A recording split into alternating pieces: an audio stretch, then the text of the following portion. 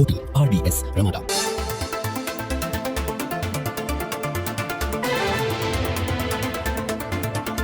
नमस्कार, आप देख रहे हैं कैपिटल न्यूज। मैं हूं प्रफुल्ल गिरी।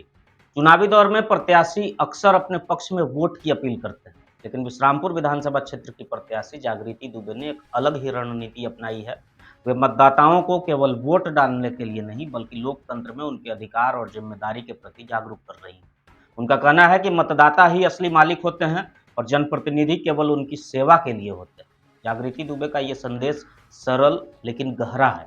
वे मतदाताओं को जगा रही हैं। लोकतंत्र में वोट केवल एक अधिकार नहीं, बल्कि भविष्य की दिशा तय करने का एक महत्वपूर्ण साधन है। चुनाव प्रचार के दौरान लोगों को समझा रही हैं कि सही उम्मीदवार का चयन करना कितना जरूरी है, क्योंकि ये सिर्फ चुनाव ही नहीं, बल्कि उनके जीवन से जुड़ी हर नीति, हर योजना का हिस्सा है।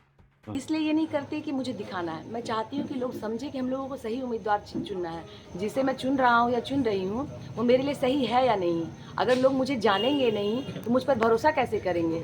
बहुत नेता आते हैं, बहुत सारे वादे करके जाते हैं, तो मैं वादा करने नहीं आई हूँ, मैं वादों को निभाने आई हूँ। इसलिए मैं बताती हूँ कि मैं क्या हूँ। मेरा मकसद ये नहीं है। मैं जनता को सिर्फ ये समझाना चाहती हूँ कि आप पढ़े लिखे उम्मीदवार को चुनिए, तभी आपकी पढ़ाई अच्छी होगी। ये कहने का मतलब है। मेरे पास जनता के लिए एक बहुत महत्वपूर्ण संदेश यही है कि अब अपनी ताकत को पहचानिए, वोट की ताकत दिखाइए और बड़े बड़ों का सिंहासन हिला दीजिए, क्योंकि आपकी ताकत से ही वो ताकतवर बने हैं। वो सिर्फ सेवक हैं, नेता सिर्फ सेवक हैं। सबसे उनकी जो गार्जियन है वो जनता ही होती है।